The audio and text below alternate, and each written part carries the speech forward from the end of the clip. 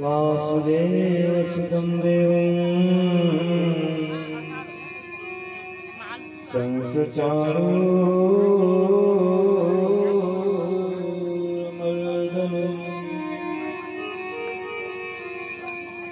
देवकी परमानन्दम् कृष्णं वन्दे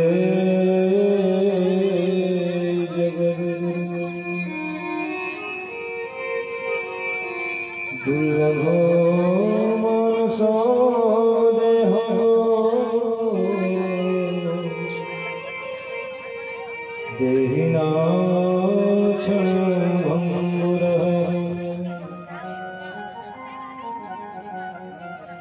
तत्रापि दुर्लभं मन्ये वैकुण्ठं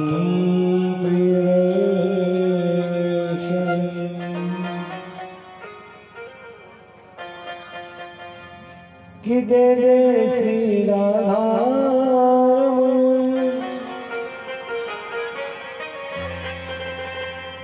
जय जय नवल किशोर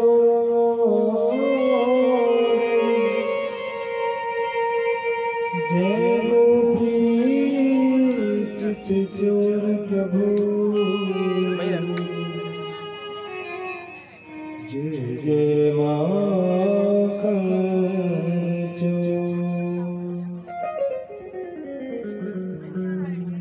कि राधे मेरी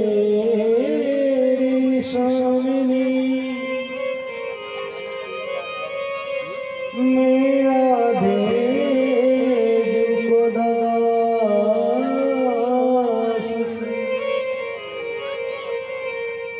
जन्म जन्म मोहे जिया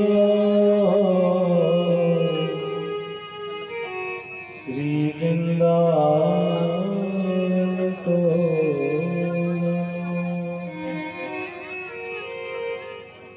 सब द्वारिन को छोड़ के मैं आयो तेरे द्वार ओ ब्रज भान के लाडले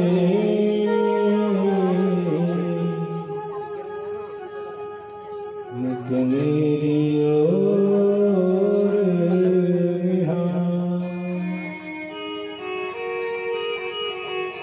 गुरुदेव भगवान की जय हो।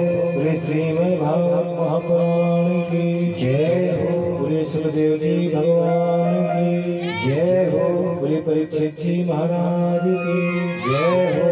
संत समाज की जय हो। पूरे माता की जय हो। राजा रामचंद्र भगवान की जय हो। पूरे हनुमान जी महाराज की जय हो। पूरे भूत भावन भोलेनाथ की जय हो। जय जय श्री राधे द्वारकाधीश की जय हो। परम मंगलमय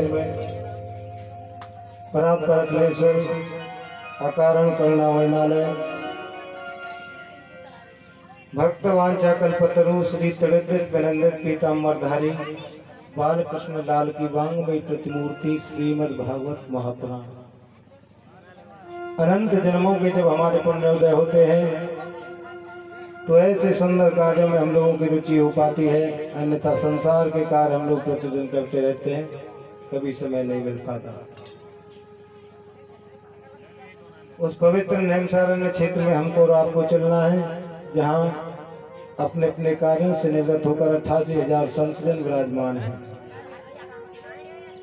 और उन संतों की मंडली के मध्य परमेवा संत आदरणीय सूत जी महाराज व्यास गद्दी पर विराजमान हैं। इधर सुखदेव स्वामी राजा परीक्षित को लक्ष्य करके जिन्हें 7 दिन में सर्पदंश से मृत्यु का श्राप लगा हुआ है, मानो समस्त संसार के कल्याण के लिए ज्ञानमय अमृत की धारा बहा रहे हैं। उस पवित्र धारा में गोते लगाते हुए अपनी मन और वाणी को पवित्र करते हुए हम लोग कथा में प्रवेश करेंगे।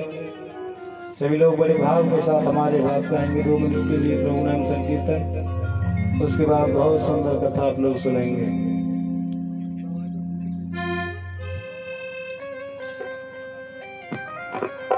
कृष्ण गोविंद कृष्ण गोपाल बोल, कृष्ण गोविंद बोल, कृष्ण गोपाल बोल, कृष्ण गोविंद गोविंद गोपाल बोल, कृष्ण गोविंद बोल, कृष्ण गोपाल बोल, कृष्ण गोविंद कृष्ण गोपाल बोल, कृष्ण गोविंद बोल, कृष्ण गोपाल बोल, कृष्ण गोविंद गोविंद गोपाल बोल, कृष्ण गोपाल बोल, कृष्ण गोपाल बोल, कृष्ण गोविंद बोल, कृष्ण गोपाल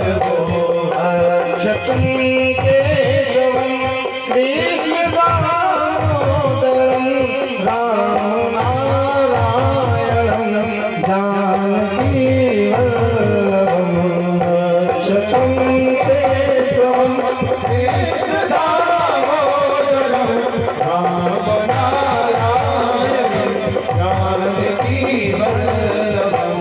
कृष्ण गोविंद बोल, कृष्ण गोपाल बोल, कृष्ण गोविंद गोविंद गोपाल बोल, कृष्ण गोविंद बोल, कृष्ण गोपाल बोल, कृष्ण गोविंद बोल, कृष्ण गोपाल बोल। कौन कहता है भगवान आते नहीं, माँ यशोदा के जैसे बुलाते नहीं। कौन कहता है भाई भगवान आते नहीं, माँ यशोदा के जैसे बुलाते नहीं। कौन कहता है भगवान आते नहीं,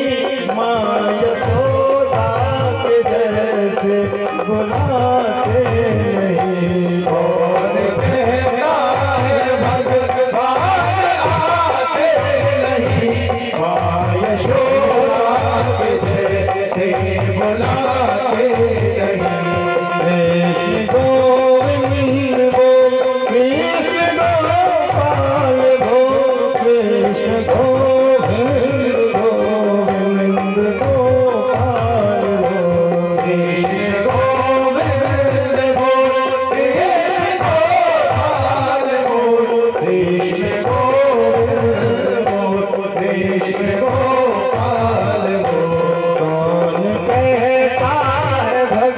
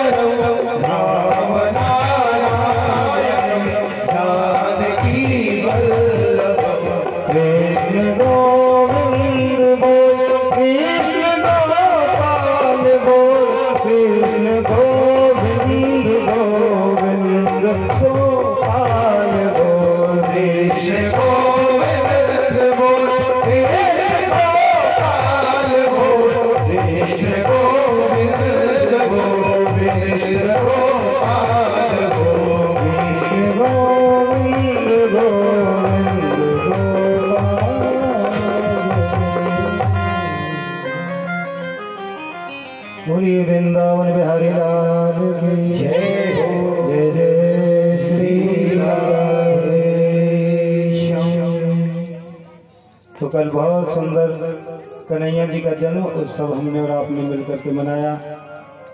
ब्रजवासियों के मन में बड़ा आनंद है।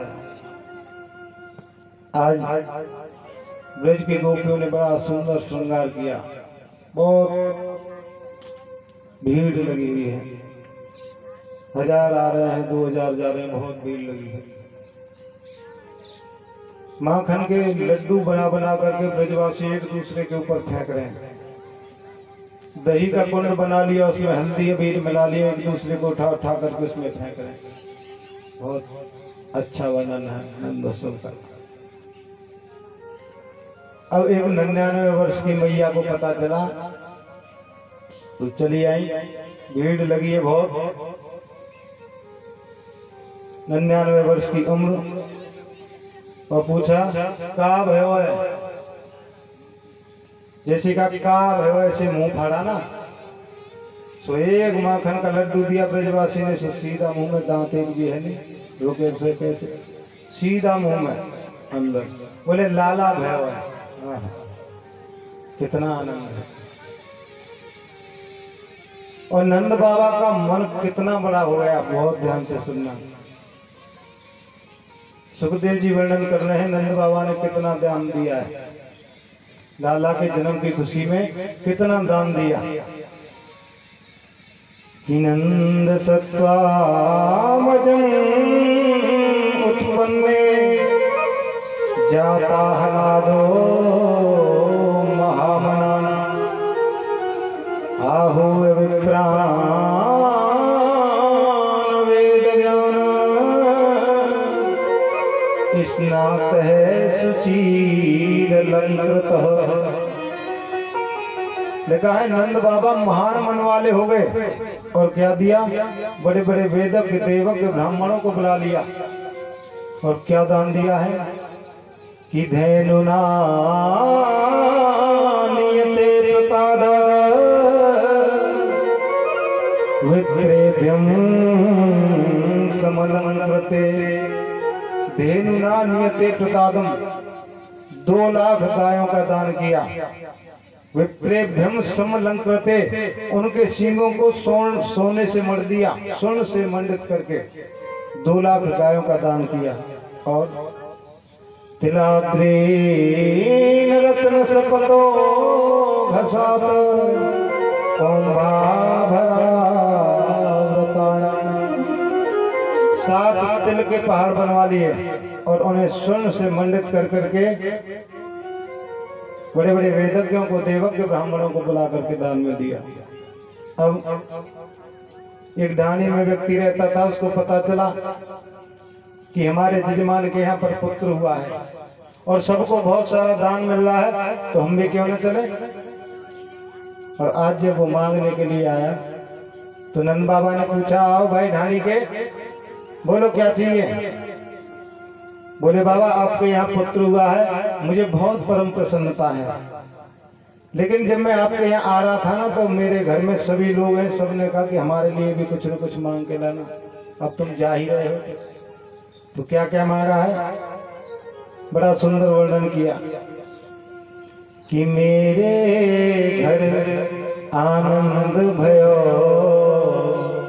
ब्रजराज ही आचन आयो। बाबा जब मुझे पता चला ना आपके यहाँ पुत्र हुआ है तो ब्रजराज ही याचना आयो, आपके यहाँ मैं भी मांगने के लिए आ गया कि मेरे घर आनंद भयो ब्रजराज ही याचन आयो। अपने अपने मन को मत्यो कहे सब परिवार पठायो। बाबा जब मैं आने लगा ना तो मेरे परिवार वाले आकर खड़े हो गए कि तुम जा रहे हो तो हमारे लिए भी कुछ मांगना। क्या मांगा कि मेरा तात कहो समझाए राय सो, और तू जाए असी शादी जो 200 भैंस दूध मन मन की मेरे काजे लीजो। ये के मन देने वाली 200 भैंस चाहिए। बोले अच्छा, बोले बाबा जब मैं आगे चलने लगा ना तो मेरा एक बेटा है, वो कहने लगा जा रहे तो हमारे लिए भी मांग लेना। उसने क्या मांगा भैया कि मेरो बेटा बड़ो अति ही सुखदाई और तैसे ताके साथी वाके काजे दीजो बाबा सुबह 700 हाथी। 700 हाथियों का दान मांगा। बोले अच्छा।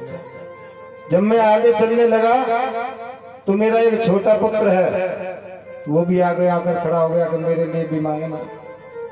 कि छोटो सुत अति चंचल में और वो तो लाड़ जाम को जोड़ा वाके का जय दीजो बाबा दशहरा सी घोड़ा। बाबा और जब मैं आगे चलने लगा ना तो मेरे ताऊ जी हैं, वो भी कहने लगे कि तू जा रहा लाला तो मेरे लिए कुछ मांग लिए। आ तो डजराज के यहाँ पुत्र भयो। तो उन्होंने क्या मांगा कि ता पाछे पाछे समझाया और तिनके जेठे भैया वाके काजे दीजो बाबा सुबह 700 भैया। 700 गाय। बोले कितनी उम्र है? ताऊ जी की उम्र कितनी है? बोले 1 कम है। बोले 100 में 1 कम है। बोले 700 गाय का दूध पी का पहलवानी करेगा। बोले बाबा जब मैं आगे चलने लगा तो मेरी एक ही पुत्री है, वो भी आगे आकर खड़ी हो गई। उसने क्या मांगा कि बेटी एक लाडली मेरी वो तो चलत आए भई थाड़ी सहत कहार पाल की ले हो साज भराओ गाड़ी। बाबा तुम जा रहे हो तो नंद बाबा से बोल देना कि मेरी पुत्री को तो पाल की चाहिए कहारों के साथ, वहां में बैठकर ही लाला को आशीर्वाद देवे का जावेगी। उस भाव का दर्शन करें आप। और बाबा जब मैं आगे चलने लगा ना तो एक आश्चर्य की बात, मेरे बेटे की बहू जो आज तक मुझसे एक शब्द नहीं बोली, एक शब्द कभी, लेकिन आज तो वो भी बोल गई, घूंघट में से बोल गई कि मेरी बेटा वधू लाज तजमोसो और घूंघट मुख दे बोली नक सिखलो कहनो सब ले हो तीहर सैंती चोली। सिर से पैर तक का श्रृंगार मांगा है। बोले अच्छा।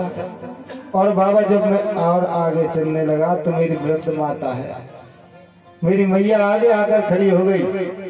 उसने क्या मांगा कि मेरी माता कहो दही घर आगे और सुन बेटा मेरी सीख ऐसो दान मांगियो नंद सो हम बहुरे न मांगे भीख। बेटा तू जा रहा है मांगने के लिए, हमारा पूरा जीवन गरीबी में निकल गया, लेकिन अब जब जा ही रहा है तो ऐसा दान मांगना कि हमें फिर मांगने की जरूरत ही न पड़े। और बाबा जब मैं आगे चलने लगा तो मेरी घरवाली सुप्रीम कोर्ट सामने आकर खड़ी हो गई। उन्होंने क्या मांगा कि तब बोली मेरी घरवाली अजनी के जइयो जो कछु मिले उतनो लीजो प्रेम राख घर आइयो। आगे आकर खड़ी हो गई और जो कह रही है कि प्रेम से जो मिल जाए उसे शहर से स्वीकार करके आ जाना। अब नंद बाबा ने क्या किया कि ऐसे सुन के नंद बाबा ने और अलग मनोरथ कीनो जो कछ कहो सुनो काहू सो दोनों दीनो। डबल करके दिया। और जन गोविंद बलवीर बढ़ाई, कहे सुने जो गावे, धर्म अर्थ और मोक्ष पदार्थ, प्रियन सहित सब पावे।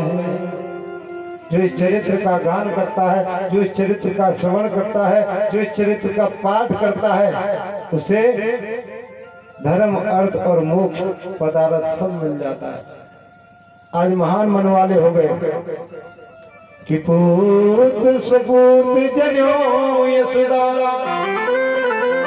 कि पूत सपूत जन्यो यशोदा, इतनी सुन के वसुदा सब दौड़ी, देवन के आनंद भयो, उन्हें ध्यावत गावत मंगल गौरी।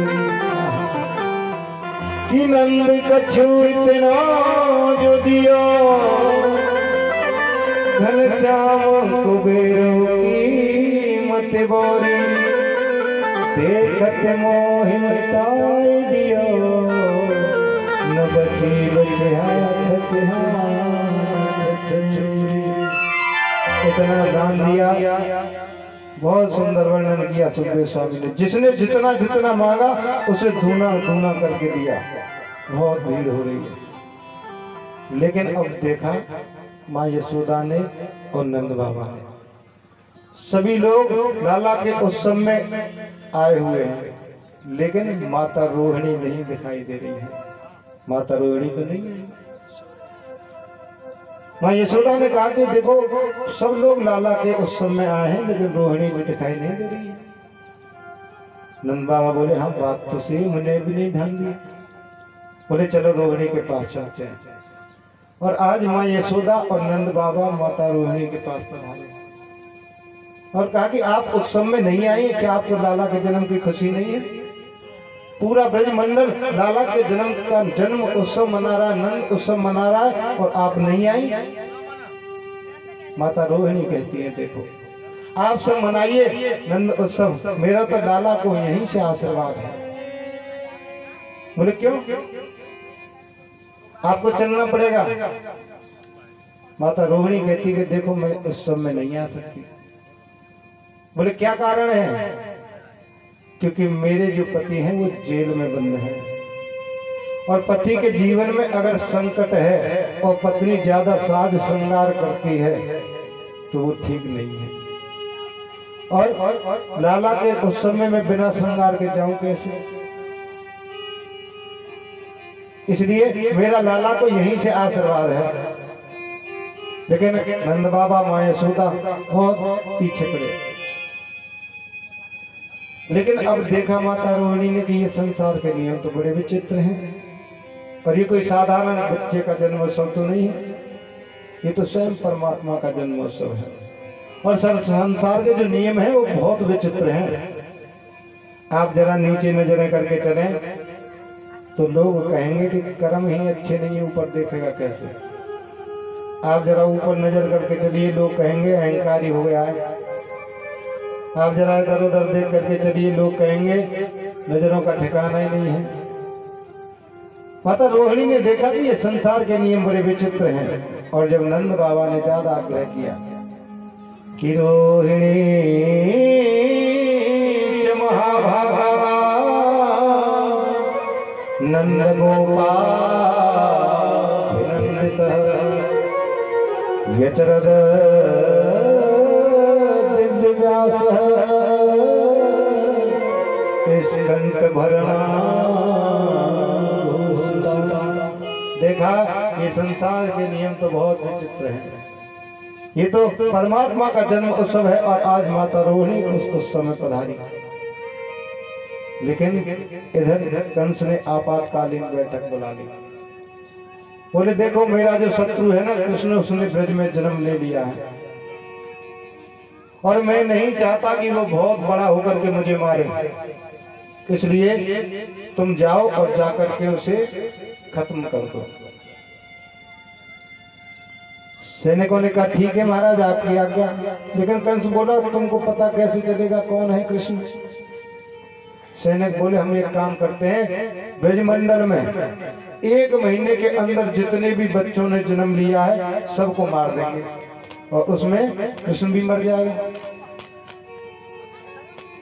कंस कहने लगा बात तो तुम्हारी ठीक है, लेकिन तुम लोग राक्षस हो, तुम्हें घर में तो कोई घुसने नहीं देगा। घर में कौन घुसने देगा तुमको? इतनी देर में आ गई कौन? मौसी जी। मौसी जी माने पूतना। पूतना कहने लगी मैं जाऊंगी कृष्ण को मारने के लिए। कंस बोला घर में तो तुम्हें भी कोई नहीं घुसने देगा। कौन घुसने देगा? तुम भी तो राक्षसी हो। बोले उसकी व्यवस्था है, मैं प्लास्टर लगा के चली जाऊंगी। प्लास्टर समझते हैं ना आजकल कैसे कैसे प्लास्टर चल रहे हैं, काले को गोरा बना दे, गोरे को काला बना दे, कैसे कैसे प्लास्टर। बोले प्लास्टर लगाकर तो तुम चली जाओगी, लेकिन ये जो तुम्हारे लंबे लंबे दांत हैं इनका क्या करोगी? भाई प्लास्टर तुम लगा लोगी, काली सी गोरी हो जाओगी वो सही है, लेकिन ये लंबे लंबे दांत है इनका। बोले इनकी भी व्यवस्था है, मैं घूंघट लगा के चली जाऊंगी। घूंघट लगा लूंगी और चली जाऊंगी। एक बात और आपको बताएं, घूंघट बड़े काम की चीज है। घूंघट बहुत काम की चीज है। कथा में नींद आ रही हो, घूंघट ने नीचे कर लियो, 3 घंटा की आराम से समाधि। और बगल वाले पूछेंगे सो रहे हो ना? सोना रे, कथा ध्यान से सुनना, ये बड़े काम की चीज है। लेकिन एक बात आपको बताएं, घूंघट हमारे देश में पहले नहीं लगा करता था।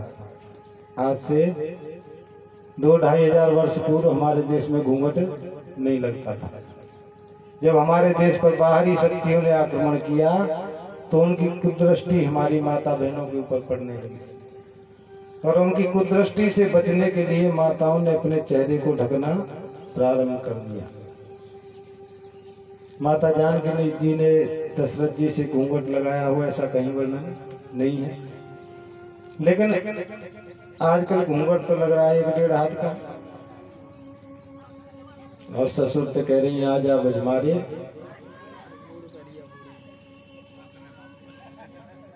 बस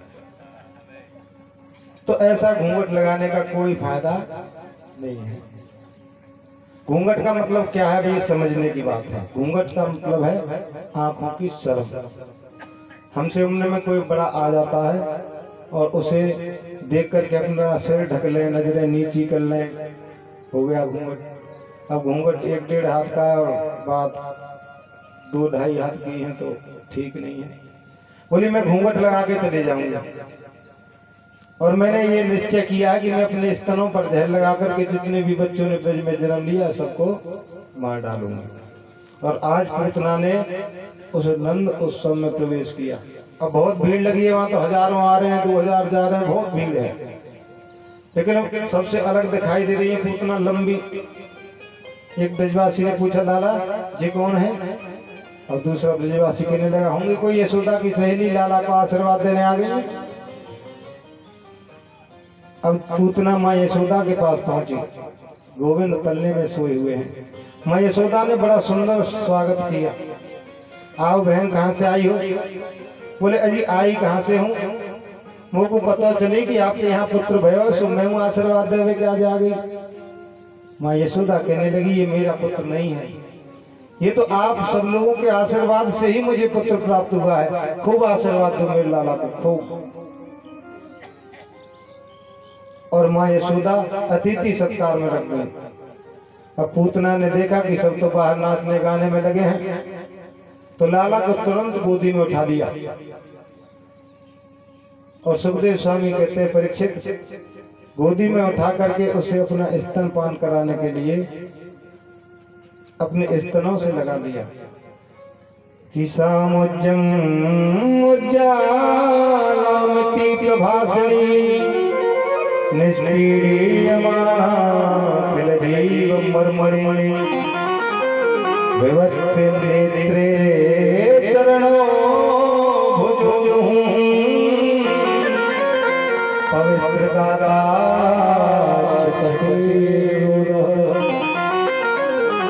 जैसे ही गोविंद को अपनी गोदी में उठाया, और अब तक तो पूतना ने घूंघट लगा रखा था, और अब घूंघट को जैसे ही हटाया तो प्रभु ने अपने नेत्रों को बंद कर लिया, नेत्र बिल्कुल बंद कर लिए।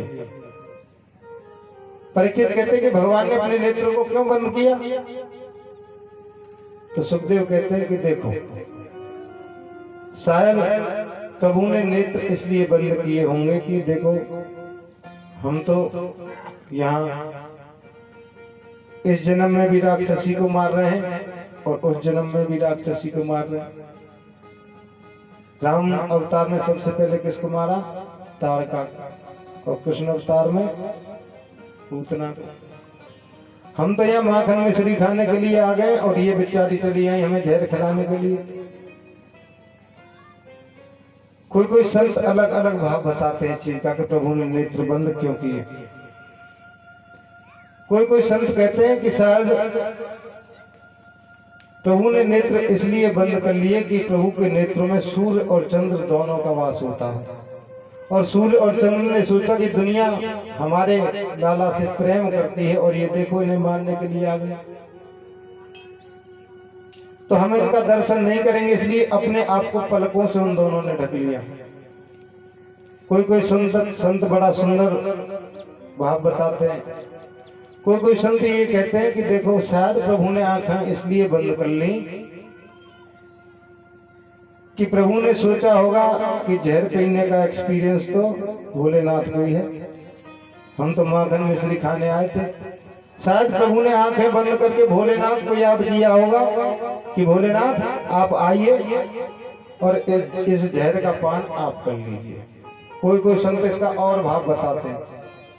कोई कोई संत कहते हैं कि शायद प्रभु ने नेत्र इसलिए बंद कर लिए कि उन्होंने सोचा होगा कि है तो ये राक्षसी, लेकिन काम क्या करेगी जो एक माँ करती है, दूध पिलाने का। तो शायद प्रभु ने नेत्र बंद करके ये सोचा होगा कि मैं इसे कौन सी मुक्ति प्रदान करूं। अलग अलग भाव है।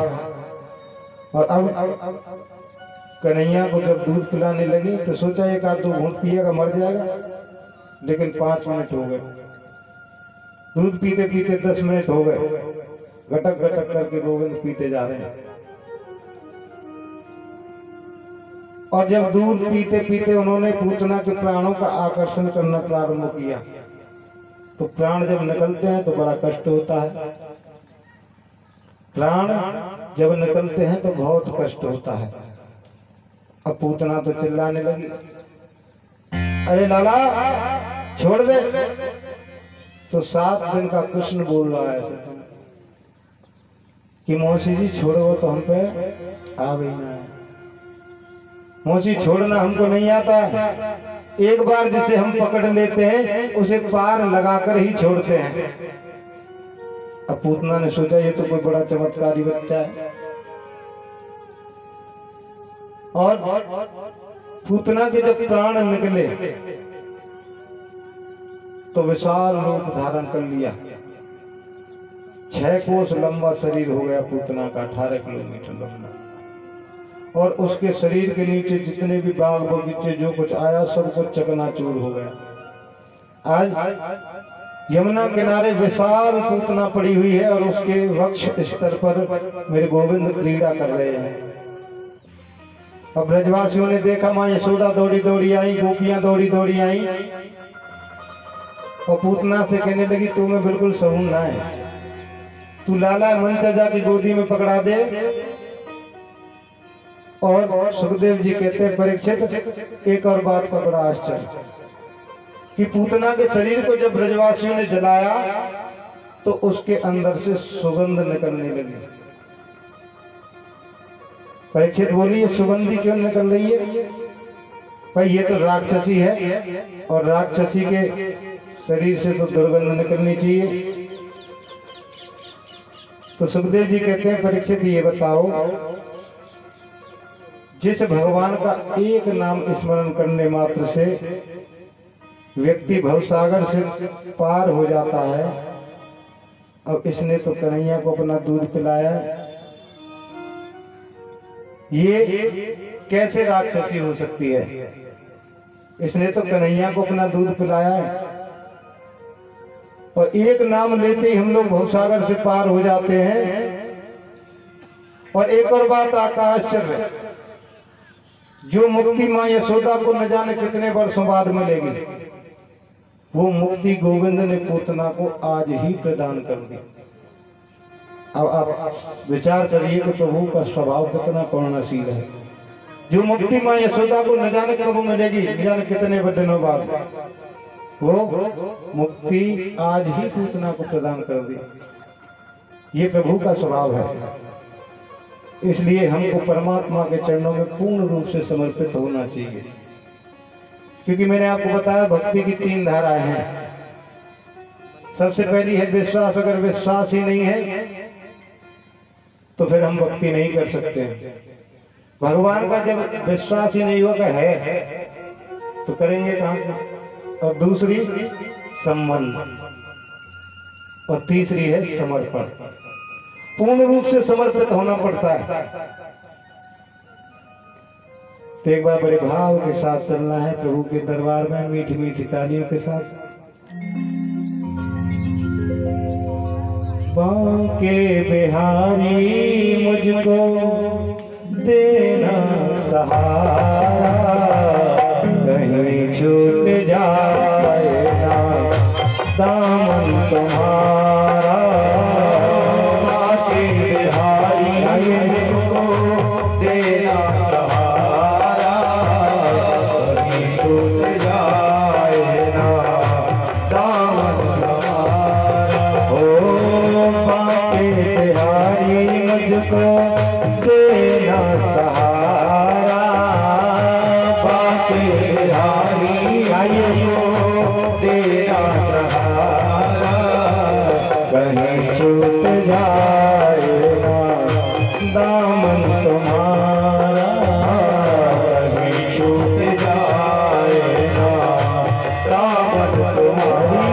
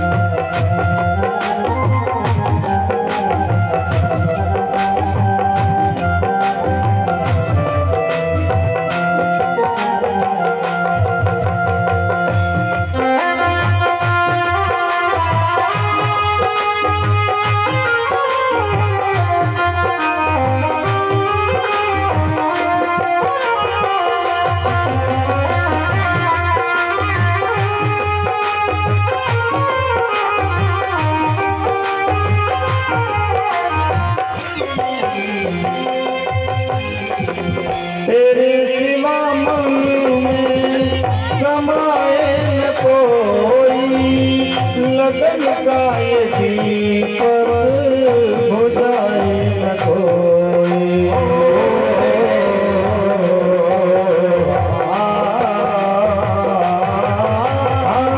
तेरे सिवा मन में समाए न कोई, लगन का ये दीपक बुझाए न कोई।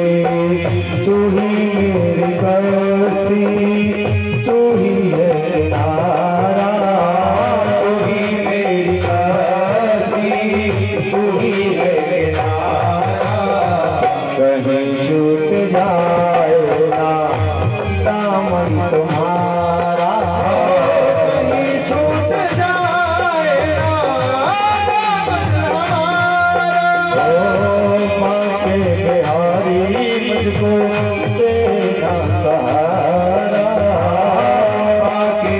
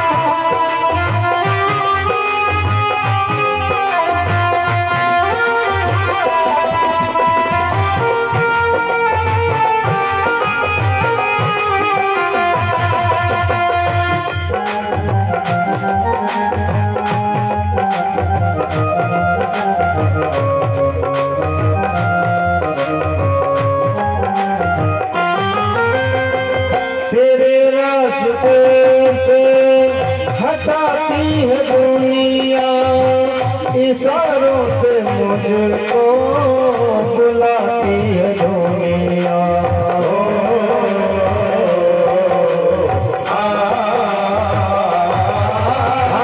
तेरे रास्ते से हटाती है दुनिया, इशारों से मुझको बुलाती है दुनिया।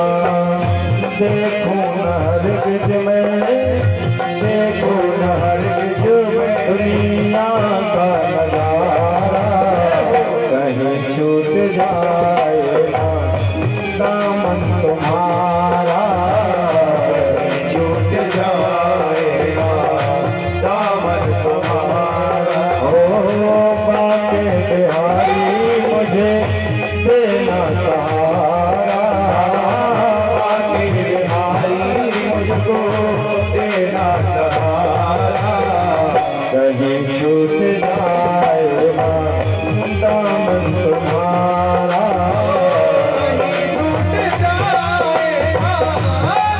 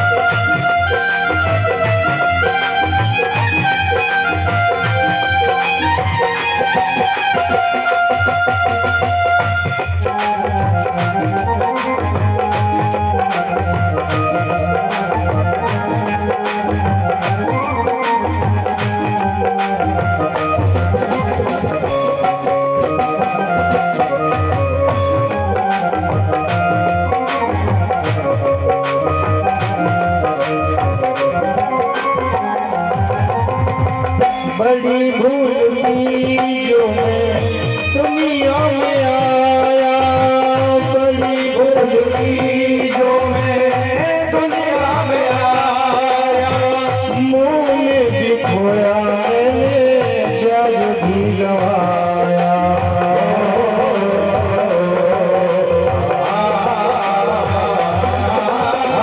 बड़ी भूल की जो मैं दुनिया में आया, मुँह में भी खोया मैंने प्याज भी गवाया।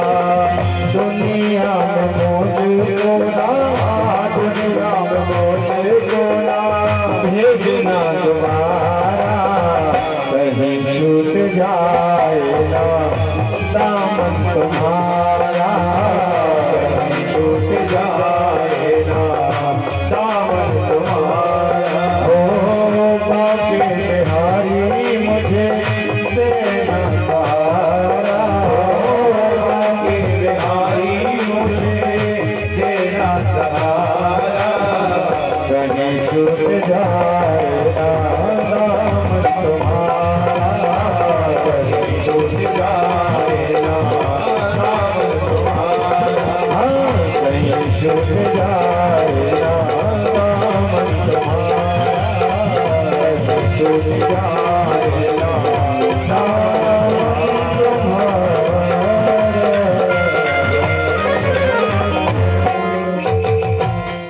बोलिए वृंदावन बिहारी लाल की जय हो, जय जय श्री राधे। अब माताओं ने देखा कि इसने तो राक्षसी के शरीर का स्पर्श कर लिया, अब इसकी शुद्धिकरण होनी चाहिए क्योंकि यह पवित्र हो गया है। तो माताओं का एक पुराण अलग से होता है, जिसे कहते हैं वात्सल्य पुराण।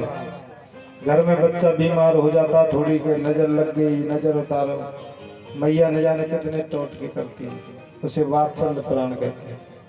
अब मैयाओं ने कहा कि अब इसकी शुद्धिकरण होना चाहिए, तो मैयाओं ने क्या किया, एक माता ने कन्हैया को अपनी गोदी में ले लिया और सबसे बूढ़ी एक पंडितानी है, पूर्णमासी पुरोहितानी, उन्होंने क्या किया, गाय की पूंछ से लाला को झाड़ा लगाने का काम करना प्रारंभ कर दिया। एक मैया गाय के चरणों की धूली लेकर के लाला के हृदय से लगाती है, सिर से लगाती है। सुखदेव जी कहते हैं, परीक्षित उन माताओं के उस भाव का दर्शन करो। और कौन सा मंत्र बोले झाड़ा लगाने में, बताएं कि इंद्रियाणी ऋषिकेश प्राणानाम नारायणोवत। कह रहे इंद्रियाणी ऋषिकेश, लाला के इंद्रियों की रक्षा ऋषिकेश भगवान करें और प्राणों की रक्षा नारायण भगवान करें। कि श्वेत दीप पति चित्तम मनोयोगेश्वरो। श्वेत दीप के पति लाला के चित्त की रक्षा करें और मन की रक्षा योगेश्वर भगवान करें। और क्रीडंतम पात गोविंदम शैलम पात माधवम। खेलते हुए लाला की रक्षा गोविंद भगवान करें और सोते हुए लाला की रक्षा माधव भगवान करें। अब गोविंद तो मुस्कुराने लगे, देख ले, देखो इन मैयाओं का भाव देखो, मेरे नाम से मुझे ही झाड़ा लगा रही है। उन माताओं के वात्सल्य भाव का वर्णन कौन कर सकता है। सुखदेव जी कह रहे हैं, परीक्षित कि कहूं कहाँ लगे नाम बड़ाई, राम न सकाए नाम गुण गाए। सिया राम मेरे राम जय जय राम, राम सिया राम मेरे राम जय जय राम। हो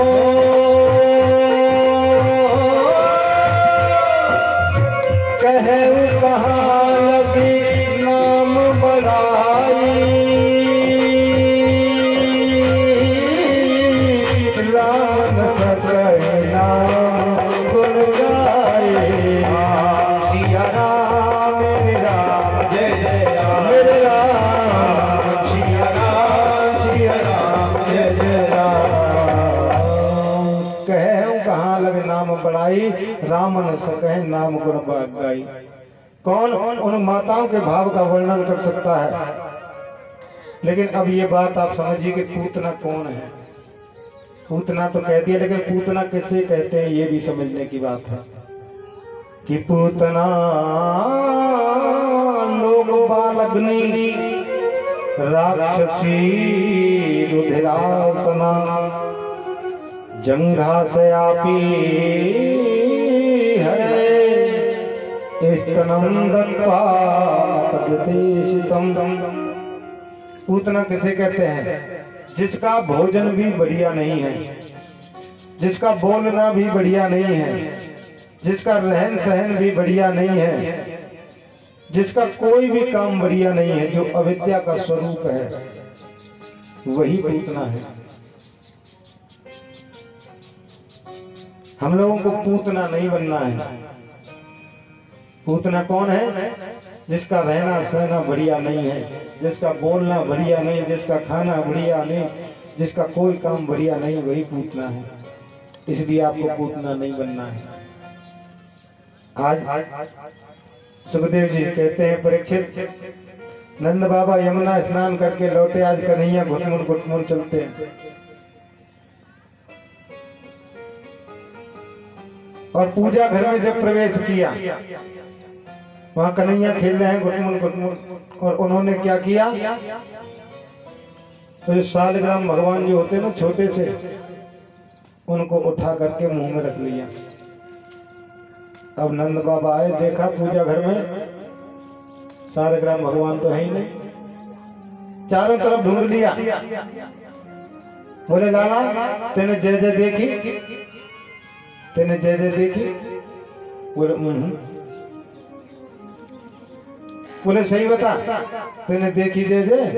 बोले अब पूरा देख लिया पूजा घर, लेकिन सालग्राम जी नहीं मिले।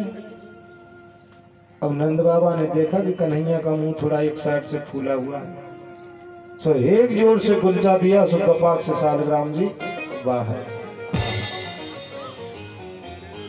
और कान पकड़ लिया और माँ यशोदा के पास लाए, बोले देख तेरा लाला कितना उद्यमी हो गया है, कितना उद्यम करता है। बोले क्या किया? देखो इसने सालग्राम को उठा करके मुंह में रख लिया। अब सालग्राम पर हम लोग लगाते हैं तो मीठा हो जाता है, तो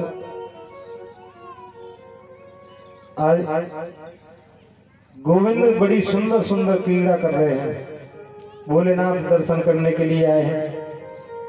मैया के पास आकर के अलग जगा दिया, मैया लाला का दर्शन करा दो।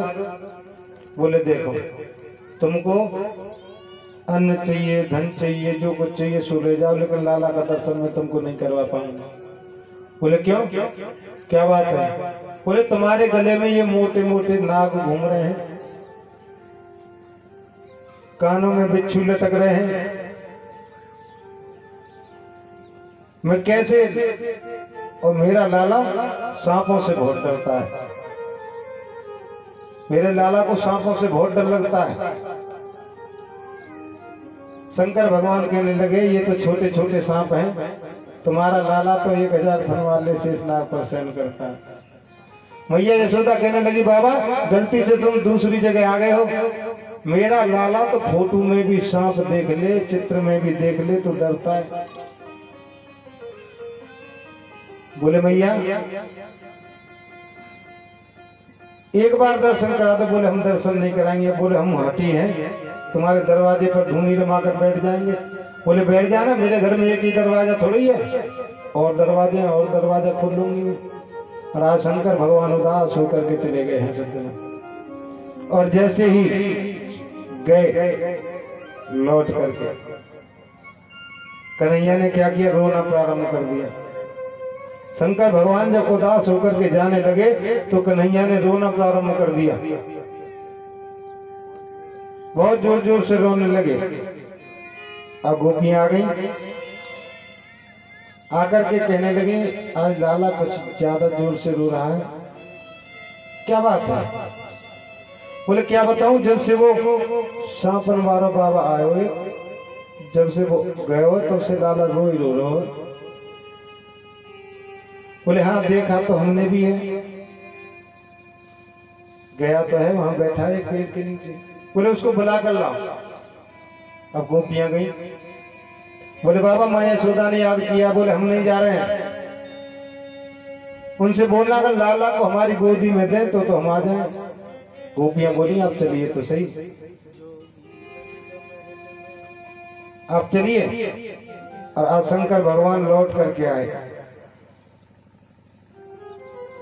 अब माँ यशोदा ने डरते डरते, बहुत डर से डरते लाला को शंकर भगवान की गोदी में दिए। करिए पहले लेकिन सांपन ने थोड़े से परे कुकर। और आज जैसे ही शंकर भगवान की गोदी में लाला को दिया, बहुत जोर से हंसने लगे।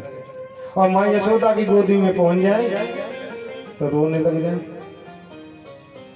मैया यशोदा कहने लगी कि बाबा जो कुछ चाहिए सो मिल जाएगा, लेकिन जैसे तुम्हारी गोदी में लाला हंस रहा है ऐसे मेरी गोदी में भी हंसने लग जाए। बोले ऐसा एक काम करोगे तो हो सकता है। बोले क्या? कि मेरे लिए एक मंदिर बनवाओ। और मंदिर कैसा? जब तुम लाला को स्नान करवाओ तो वो जो जल है स्नान का मेरे ऊपर से जाना चाहिए। तो आज नंद बाबा ने, माँ यशोदा ने बड़ा सुंदर मंदिर बनवाया, बहुत सुंदर। शंकर भगवान ने अनंत आशीर्वाद दिया, गोविंद का दर्शन किया और लौट करके चले गए सज्जनों। शिव जी प्रसन्न हो गए, गोविंद का दर्शन किया। माँ यशोदा को परम प्रसन्नता है, कन्हैया की क्रीड़ा देखती हैं तो उनका हृदय आनंद से भर जाता है। और माँ यशोदा को मैया जब सुनाती हैं तो बड़ी सुंदर सुंदर लोरियां गाती हैं। मैया के हृदय के आनंद की कोई सीमा नहीं है, बड़ा दुलार करती हैं, लाड लड़ाती हैं। और आज माँ यशोदा कन्हैया को सुना रही है, बड़ी सुंदर लोरी है। छगन मगन मेरे लाल को आजा रे दिया,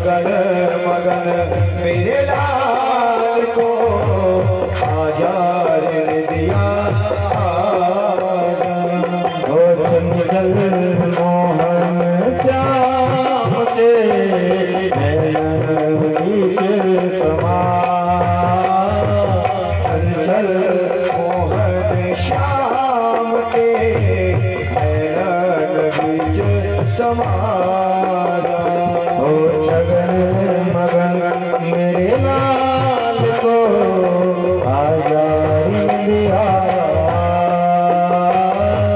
छगन मगन मेरे लाल को आजारी दिया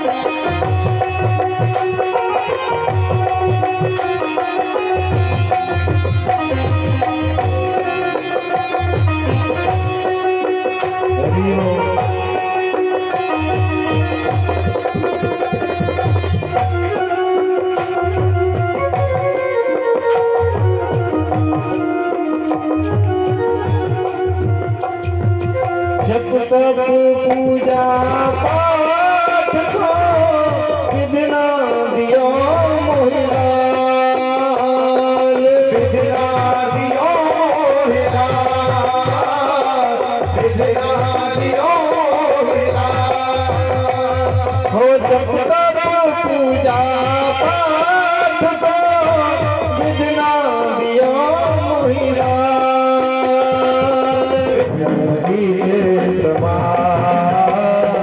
सुंदर मोहन श्याम के बीच समा छगन मगन मेरे लाल को आजारी दिया बोली वृंदावन बिहारी लाल की जय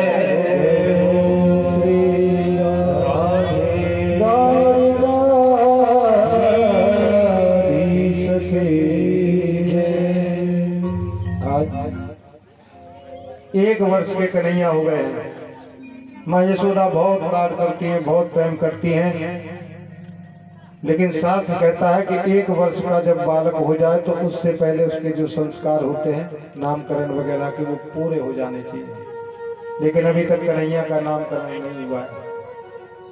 और सुखदेव स्वामी वर्णन कर रहे हैं कि परीक्षित गर्गाचार्य जी पधार रहे हैं। पूछा नंद बाबा ने, महाराज कहाँ जा रहे हो आप? बोले जा कर रहे हैं, एक जगह नामकरण करना है, सो वहीं जा रहे हैं। आपने चूंकि याद दिलवाई, हमारे उला बच्चन को वही नामकरण ना हो, आप कृपा करके हमारे बच्चों का नामकरण करिए। बोले देखो मैं तुम्हारे बच्चों का नामकरण नहीं कर सकता। बोले क्यों? हमारे बच्चों का नामकरण क्यों नहीं कर सकते? बोले देखो मैं वसुदेव जी के घर का पंडित हूँ, और अगर मैंने आपके बच्चों का नामकरण किया तो कंस समझेगा कि यही कृष्ण है, इसलिए मानने के लिए कोई ना कोई आ जाएगा, इसलिए मैं आपके बच्चों का नामकरण नहीं कर सकता। और अगर कर भी दूं तो तुम कोई काम चुपचाप तो करते नहीं हो, बहुत धूमधाम से करते हो। बोले नहीं, किसी को पता नहीं चलेगा कि यदूना महाचार्य ख्यातश्च भुवि सवन्तः सुतं मया संस्कृतं ते मन्यते देवकी सुतं। आप कोई भी काम चुपचाप नहीं करते हो, मैं नामकरण तो कर दूंगा। बोले नहीं, किसी को पता नहीं चलेगा।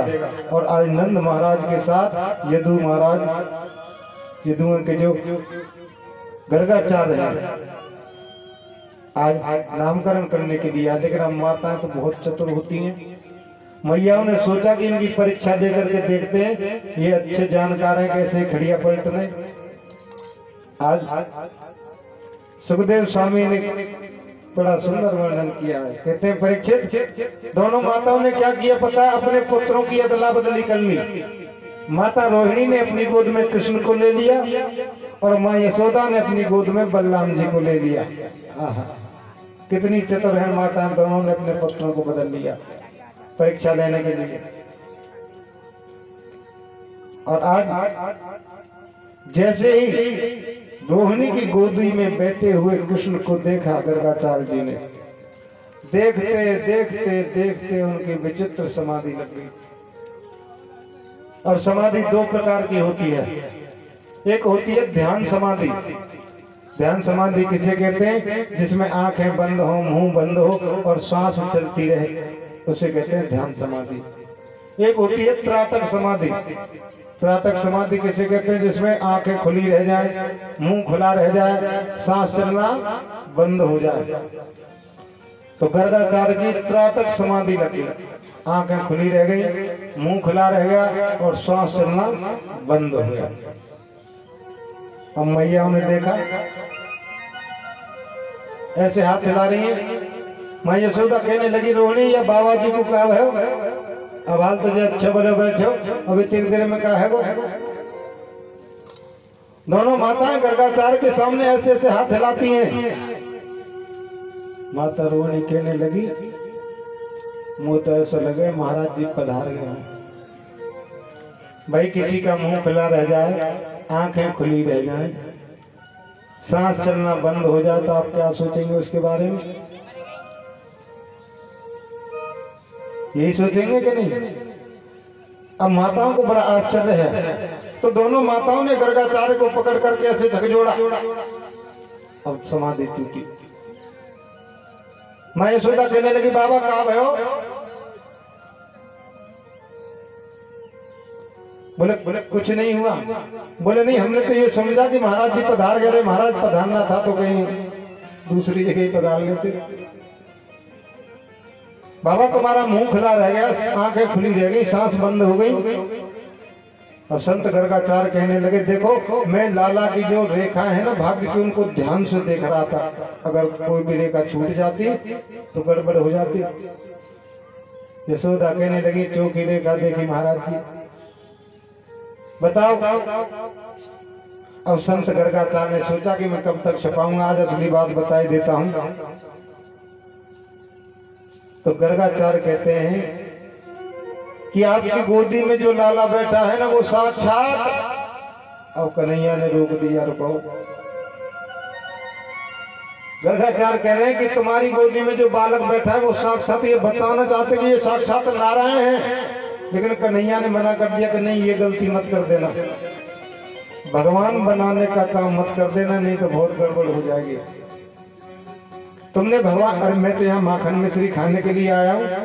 मैया कितना लाड लड़ाती है, प्रेम करती है, माखन खिलाती है, मिश्री खिलाती है, और तुमने भगवान बना दिया। तो भगवान का क्या करते हैं? अलमारी में बिठा देते हैं, और 2-4 दिन में याद आ जाती है तो थोड़ा चिनौरी विनौरी चढ़ा देते हैं, सब चींटियां लगी रह जाती है। ये तो मैया भगवान मान लिया कहूं तो अलमारी में बिठा देगी, इशारा कर दिया। तो उन्होंने कह दिया साक्षात गुणों का खजाना है।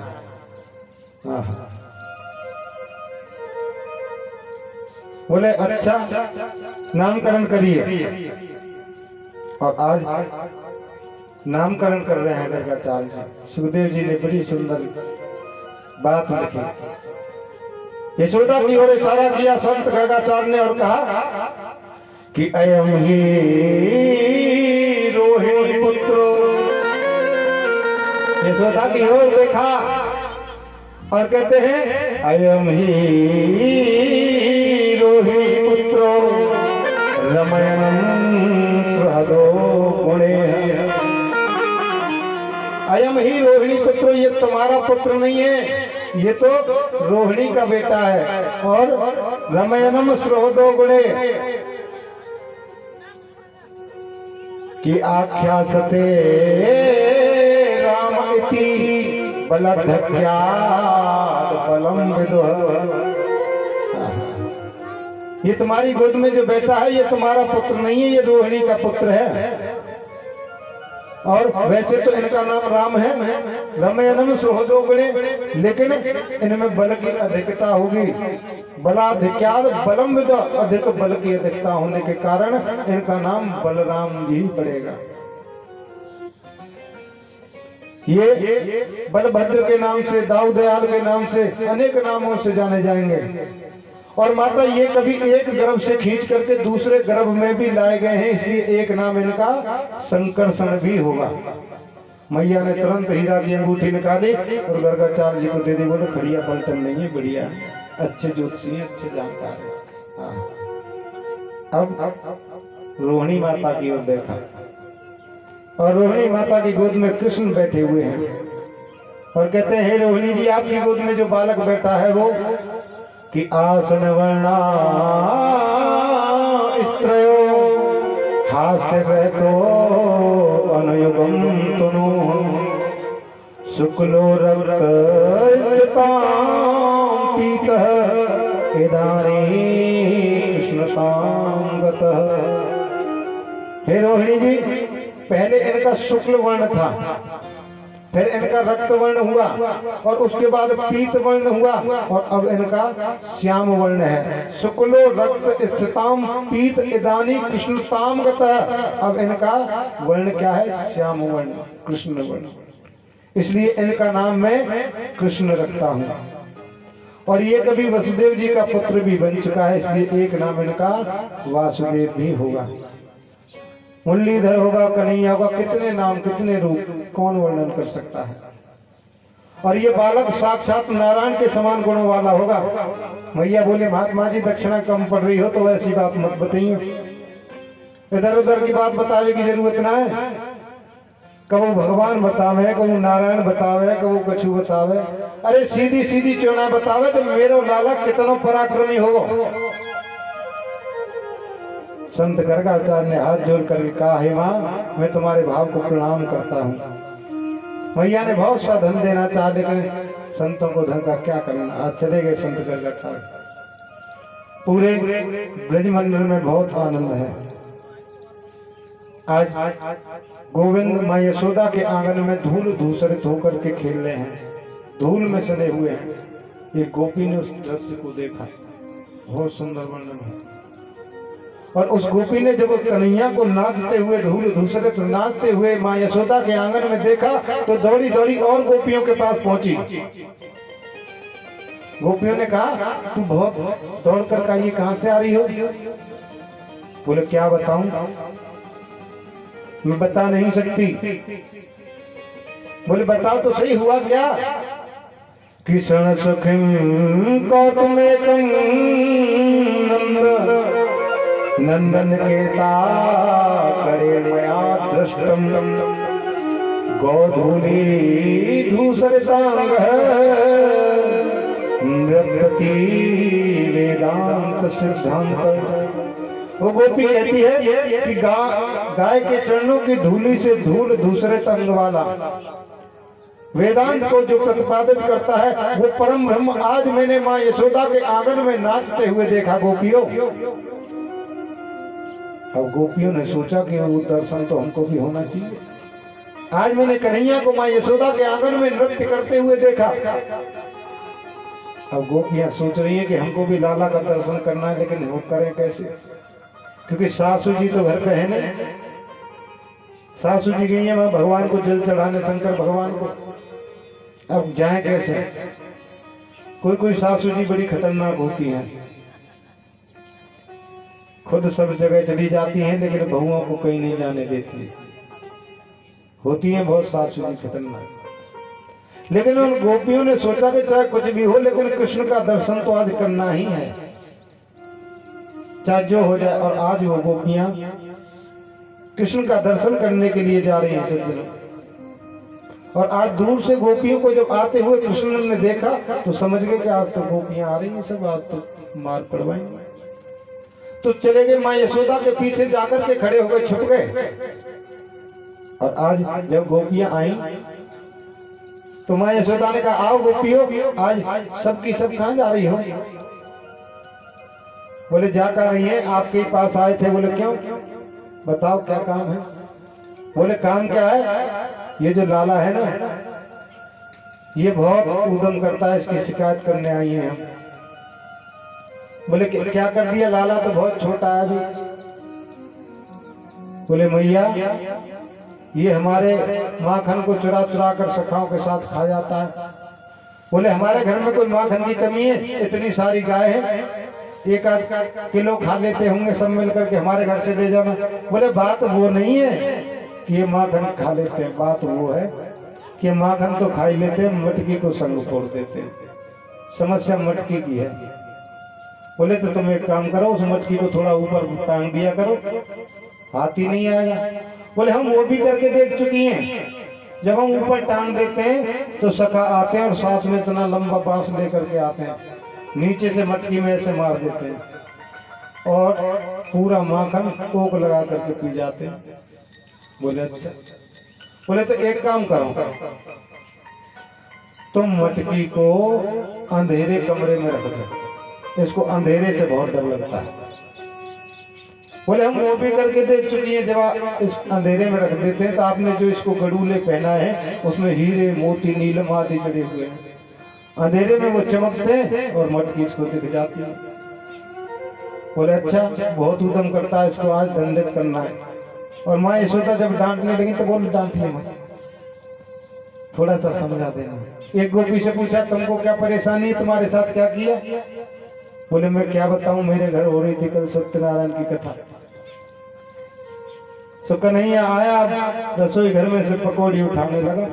मैंने कहते लाला रख, अभी जय जय होगी, भोग लगेगा, बाकी बात तो मिलेंगी। सो कन्हैया रूठ के चले गए।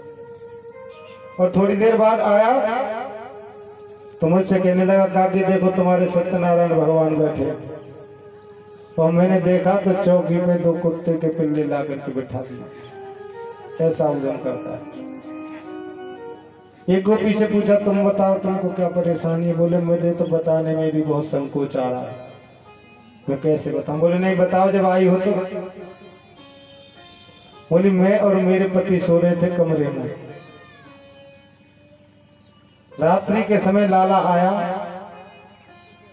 और मेरी लंबी चोटी और पति की लंबी दाढ़ी को बांध करके चला गया। और रात को लगी पति को प्यास, अब पति जैसे उठा तो मेरी चोटी उसकी दाढ़ी खींचम खींच। मैं बोली क्या कर रहे हो? बोले क्या कर रही हो, क्या कर रहे हो, क्या कर रही हो, क्या कर रहे हो, क्या कर रही हो? नहीं, आधी सी चोटी और आधी सी दाढ़ी उखड़ गई। ऐसा उधम करता है। आज उल्हाना देने के बहाने आई है। बहुओं ने सोच लिया चाहे कुछ भी हो, इसलिए उल्हाना, केवल उल्हाना इसलिए देने आई है कि कृष्ण का दर्शन करना है। कि देखे बिन काना जब मन नहीं माना, इन आँखों से हमने ब्रह्म पहचाना है। कि कृष्ण पर कमलों में मन को लगाना, ये गोपियों का काना, ये उल्हाना तो एक बहाना है। उल्हाना देने के बहाने आई है। आज माँ यशोदा के आंगन में चलते हैं भाव के साथ, मीठी मीठी तालियां बजाते हुए कन्हैया का दर्शन गोपियों के साथ करते हुए गोपियां उल्हाना देने आई हैं। ओ मैया यशोदा सुन ले पुकार, कान्हा में धर गई सरभंगार। मटकी फोड़ी है मेरी गोरस की, मटकी फोड़ी है। आइए भर के साथ। ओ मैया यशोदा सुन ले पुकार, कान्हा में धर गई सरभ उतार। मटकी फोड़ी है मेरी गोरस की। हाथ उठा करके मेरी गोरस की। ओ याने चूनर फाड़ी है मेरी रेशम में, चूनर फाड़ी है मेरी रेशम की।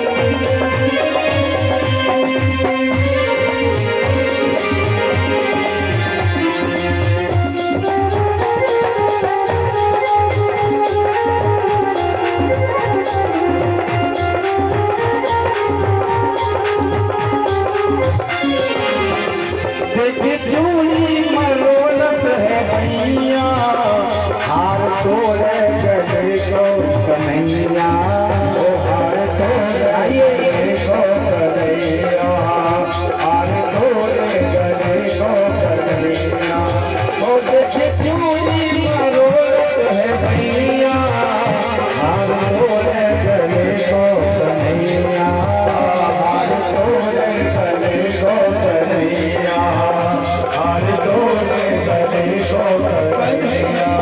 ओ हा हा खाओ कालू मैया की पैया, या की सुन सुन के ले लो बलैया, या की सुन सुन के ले लो बलैया, या की सुन सुन के ले लो बलैया।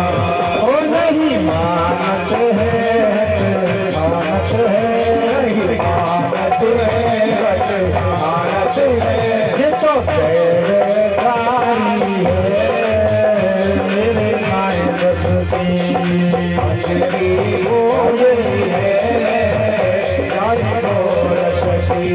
ओ मैया यशोदा सुन ले पुकार, कान्हा धर गई शर्म उतार, भक्ति होई है मेरी गोरस की, भक्ति होई है जाने गोरस की।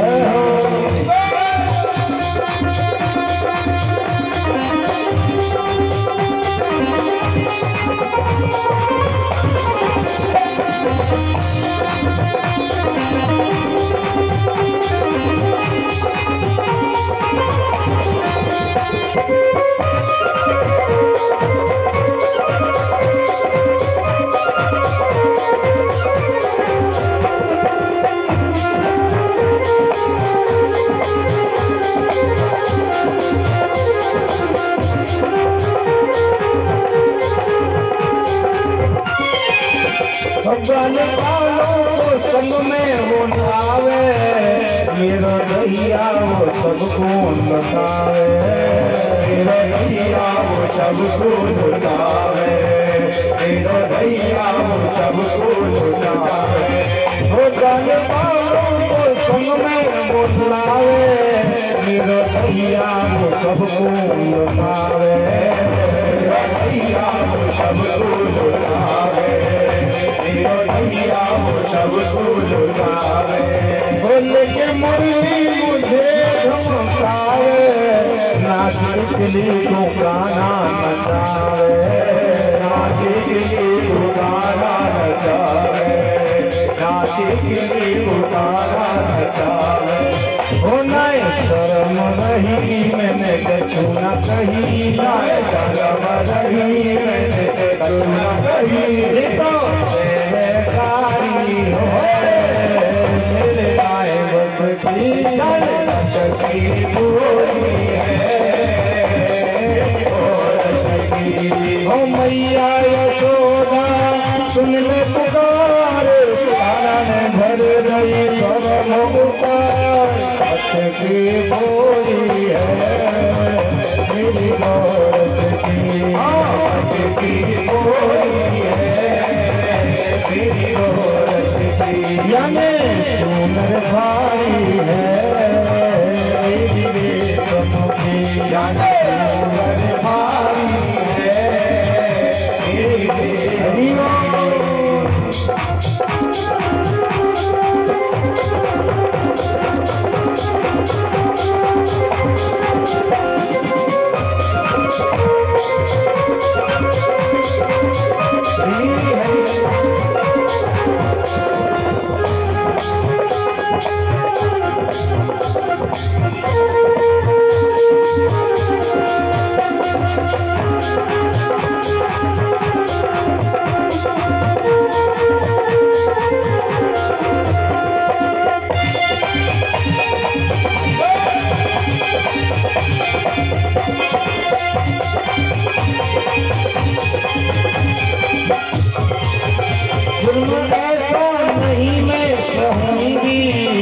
कंस राजा से जाके कहूँगी, कंस राजा से जाके कहूँगी, कंस राजा से जाके कहूँगी, जुर्म ऐसा नहीं मैं कहूंगी, कंस राजा से जाके कहूंगी, कंस राजा से जाके कहूंगी, कंस राजा से जाके कहूंगी।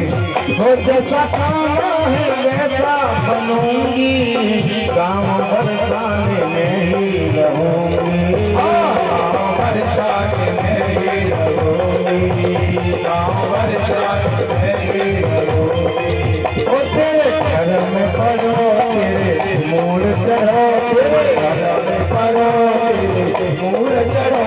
हाय नंद किशोरी है मेरे नाम बसती, की बोली है राधे मोरस की।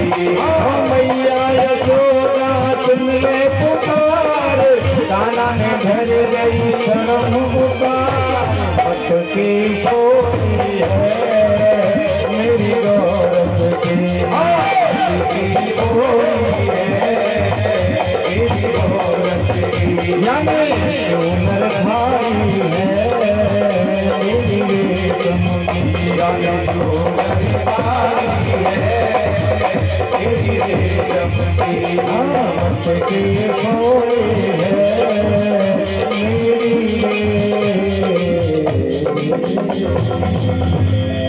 बोली वृंदावन बिहारी लाल की जय हो, जय जय श्री राधे।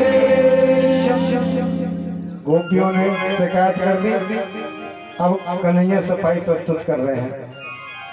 कहने लगे मैया ये सब झूठ बोल रही हैं, ये गोपियां बहुत चालाक हैं, तू इनकी बातन में मत आ जाइए मैया, ये बहुत चतुर हैं। मैं इनकी गली से वैसे ही चलोगे तो ये ऐसी बात कर रही हैं। और मैया ने लाला के कान को पकड़ लिया। सुखदेव जी कहते हैं परीक्षित इस दृश्य को देखो, माँ यशोदा कृष्ण का कान पकड़ती है, क्या ब्रह्मा में वो सामर्थ्य है जो परम ब्रह्म का कान पकड़ सके? आज कन्हैया कोई भी लीला करते हैं, बड़ी से बड़ी लीला करते हैं, तो वो बिल्कुल ऐसे करते हैं एक बच्चे की तरह के, पता नहीं चले किसी को। और आज खेलते खेलते मेरे गोविंद यमुना किनारे आ गए कि एकदा क्रीड़ा मानस्ते रामाध्यागोपदारिका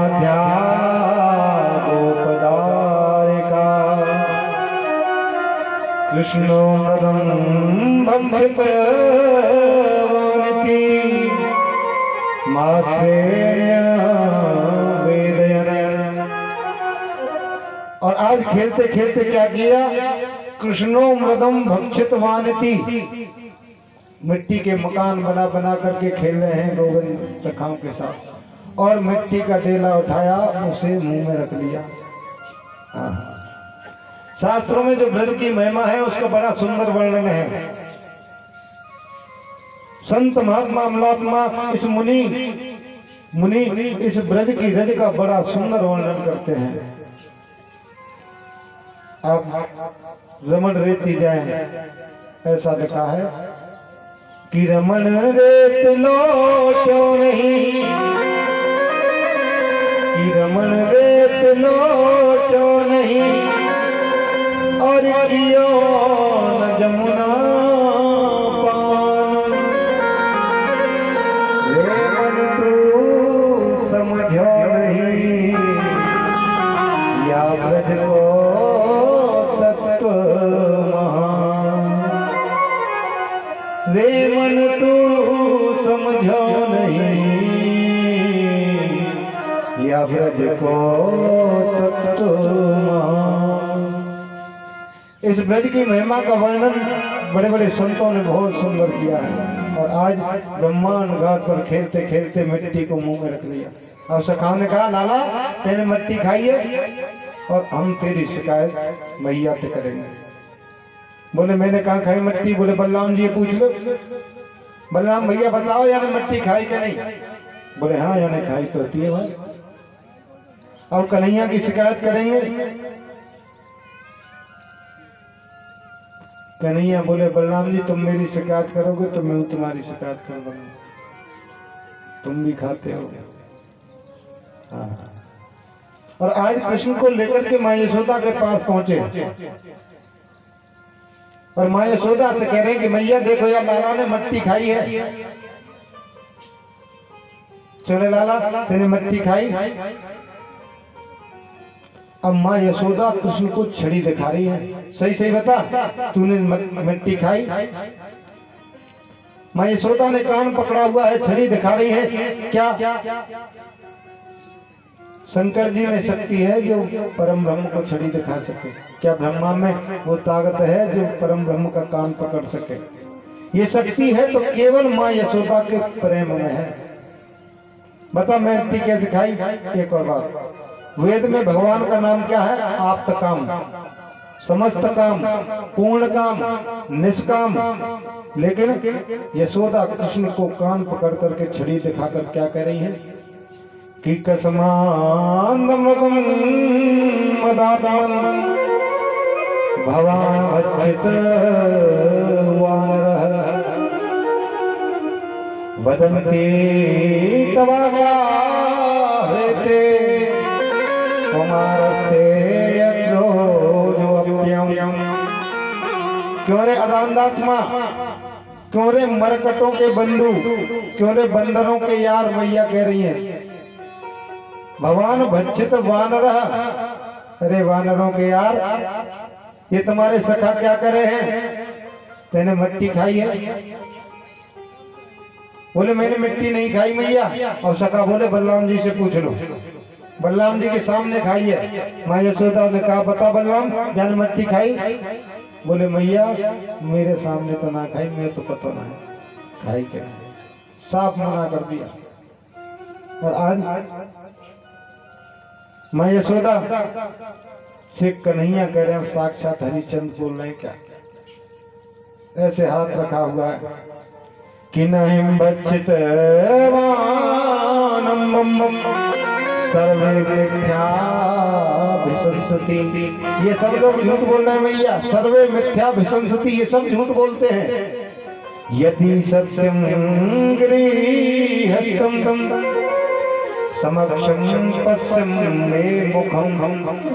अगर तुम्हें विश्वास नहीं है तो मेरा मुंह खोल करके देख लो। समक्षम पश्चिम में मुखम, मैं तुम्हारे सामने खड़ा हुआ हूं, मेरा मुंह खोल करके देखो। मैंने मिट्टी नहीं खाई। ये सब ब्रजवासी लोग तुमसे झूठ बोल रहे हैं। मधुमंगल बोलो भैया जी बहुत चालाक बने, जाने मुंह पहुंच लिए होगो। माँ यशोदा ने कहा कि थोड़ी बहुत तो कहीं लगी रही होगी, मुंह खोल के दिखा। और आज जैसे ही मेरे गोविंद ने अपने छोटे से मुखारबिंद को खोला और उसमें 14 प्रकार के लोग कृष्ण के मुख में दिखाई दे रहे हैं। संपूर्ण ब्रह्मांड उसमें दिखाई दे रहा है। और 14 प्रकार के लोकों में जो मृत्यु लोक है वो कन्हैया के मुख में दिखाई दे रहा है। उस मृत्यु लोक में जो 9 प्रकार के वर्ष हैं वो कन्हैया के मुख में दिखाई दे रहे हैं। और उन 9 वर्षों में एक भारत वर्ष है वो कृष्ण के मुख में दिखाई दे रहा है। उस भारत वर्ष में एक छोटा सा उत्तर प्रदेश है वो कृष्ण के मुख में दिखाई दे रहा है। और उस उत्तर प्रदेश में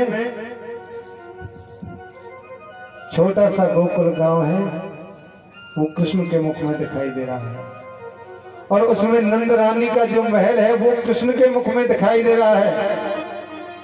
और उस महल के अंदर माँ यशोदा कृष्ण का कान पकड़ करके खड़ी हुई है, ये भी कृष्ण के मुख में दिखाई दे रहा है।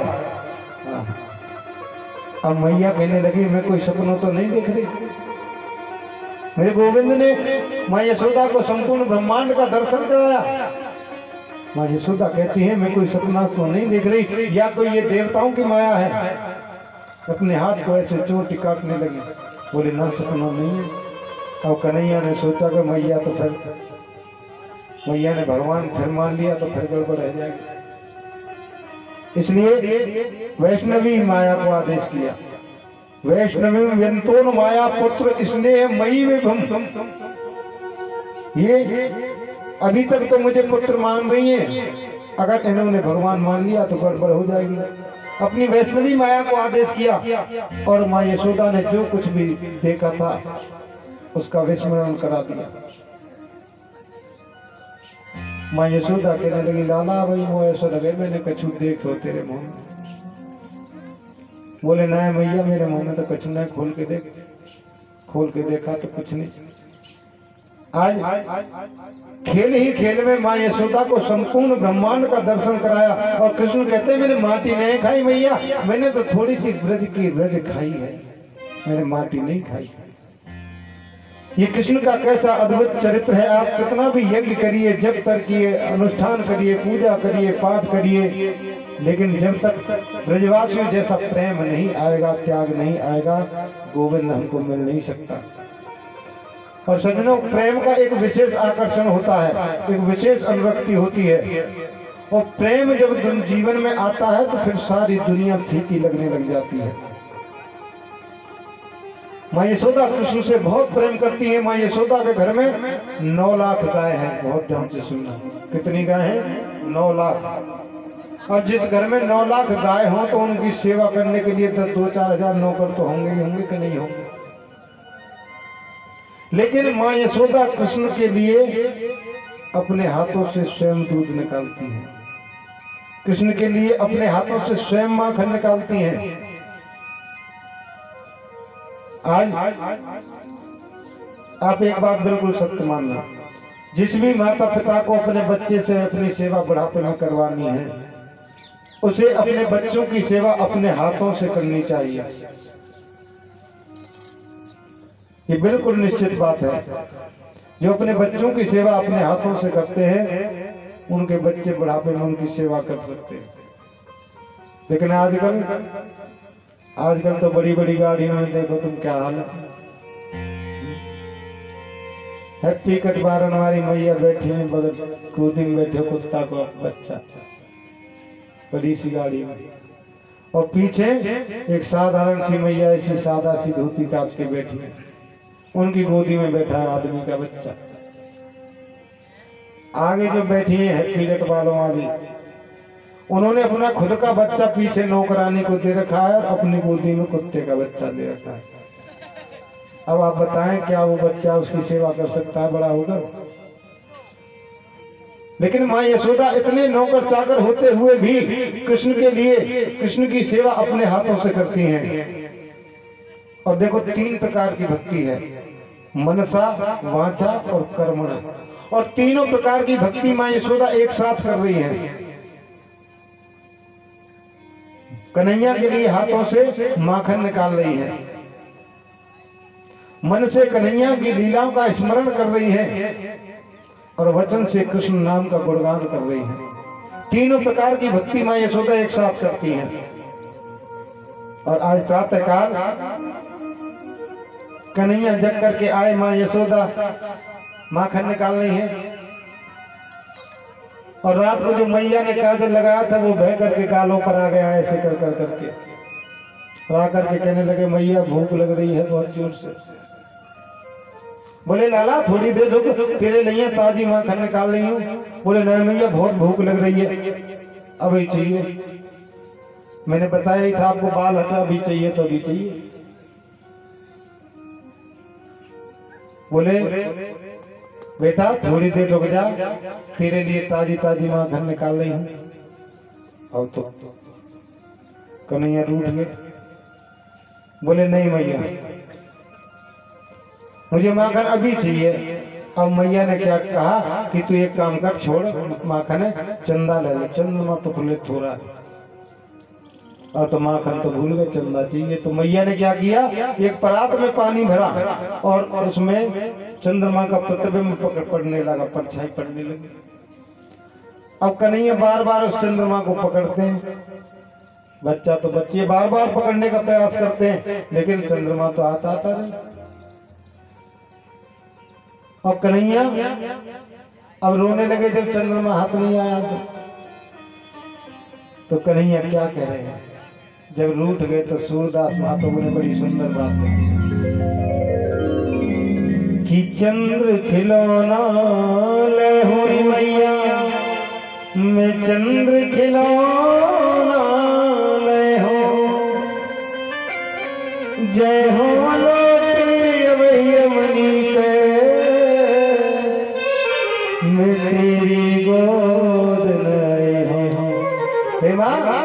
मुझे चंद्रमा चाहिए और अभी चाहिए, और तेने मुझको चंदा नहीं दिए तो मैं तेरी गोदी में नहीं आऊंगा कबूल। माँ यशोदा बोली कि बिल्कुल मत आइए, मेरे कहा बिगाड़ेगा, मेरा क्या बिगाड़ेगा। अब कन्हैया बोले जी धमकी तो बेकार चली गई। अब दूसरी धमकी दे रहे हैं कि सुरभि को पहचान न करी हो, मैं वेरी सिरना गुथे हो। हे माँ, तू मुझे रोज झूठ बोलकर दूध पिला देती है कि लाला दूध पी ले चुटिया बड़ी है जाएगी। रोज दूध पिलाती है झूठ बोल करके। इतने दिन भाई दूध पियत भाई अब हुए छोटी, मैया कब बढ़ेगी छोटी। इतने दिन से झूठ बोल बोल करके दूध पिला रही हो, तुम्हारे हाथ से मैं दूध नहीं पीऊंगा। मैया बोली बिल्कुल मत पीजिए। अब कन्हैया बोले ये धमकी बेकार कर।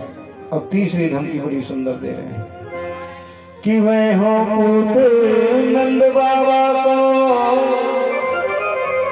मैं तेरा सतना कहे हो। माँ, मैं सब ब्रजवासियों की पंचायत बुलाऊंगा और उस पंचायत में खड़े होकर कह दूंगा कि मैं तो माँ यशोदा का पुत्र नहीं, नंद बाबा का बेटा हूँ। अब ये बात जब सुनी माँ यशोदा ने, तो माँ यशोदा ने क्या किया, दौड़ करके कन्हैया को अपने हृदय से लगा लिया कि ढिंग बैठा रे कहत नंद रानी, तू बल दे वही ना बतय हो।